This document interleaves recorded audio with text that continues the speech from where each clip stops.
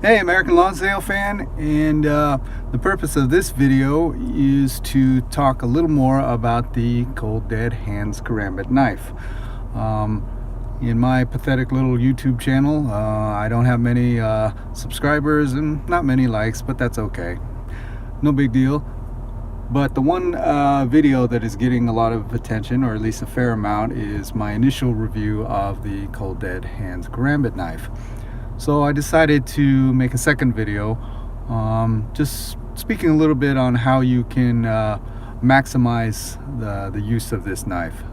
Little tips on best method of deploying it, as well as how to keep it in good condition, good maintenance tips, and hope you enjoy it. So without further ado, this is a secondary review of the Cold Dead Hands Karambit knife, specifically sold at theultimateknife.com. So let's begin with a few products that I feel are necessary to maximize the use of the Cold Dead Hands Karambit knife. The first of which is going to be Loctite thread lock for the tension screw. Now keep in mind the fit and finish of the Cold Dead Hands Karambit knife is solid. However, any folding knife should have some kind of Loctite on it. The normal vibration that comes with opening of a knife will in fact loosen any tension screw on just about any make or model knife.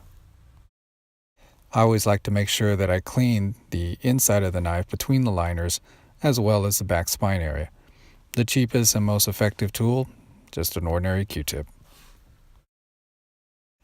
Always remember to keep your knife well oiled, particularly around both the slip joint as well as the blade itself. Remember, just because it's called stainless steel doesn't mean that it can't rust. And finally, when it comes to honing the blade, I've found that you don't need an entire sharpening set. The blade of the Cold Dead Hands Karambit knife stays extremely sharp almost on its own. So I made good use of the Landscape Blade Medic tool just for minor touch-ups. And that's really all you need. If you do use something like the Landscape Blade Medic tool, be careful with the batwing section or the middle section of the blade. You don't want to round that off too much. However, it really wouldn't hurt anything. Okay, let's talk about the catch on the Cold Dead Hands Karambit knife, which is designed to, of course, deploy the knife the minute it is pulled from the pocket. But remember, this is not the Emerson wave. It is not as aggressive, but I've always said that's a positive more than a negative. TheUltimateKnife.com even put out a video on how to file down the catch should you believe that it's tearing up your pants too much when you pull it from your pocket. However, I've never found it necessary to do so, and let me show you why. So the standard method for deploying this kind of knife is to pull the knife at a slight angle. However, I've found that's not always reliable. There's sometimes it just doesn't work.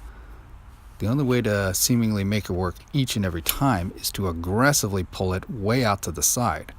Now that could be how people are tearing up their pants pocket. So let me explain my method for deploying this knife when you wear it all the way on your strong side hip with a standard pair of jeans. Rather than pull it from the side, slide it all the way forward till it hits the front lip of your pocket and pull. I found that no matter how slow or how fast you pull, the knife will always deploy. An even better method would be, instead of wearing the knife close to your hip, bring it all the way to the front of your pocket. The curvature of the knife, as well as its short handle, will allow complete freedom of movement, and while at the same time it will allow you to free up pocket space in that same pocket.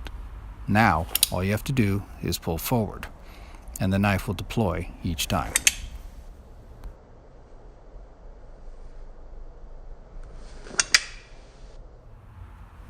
Should you need to pull the knife without opening the blade, simply pull straight up without a forward angle. I personally choose not to flip the knife after I've pulled it from my pocket.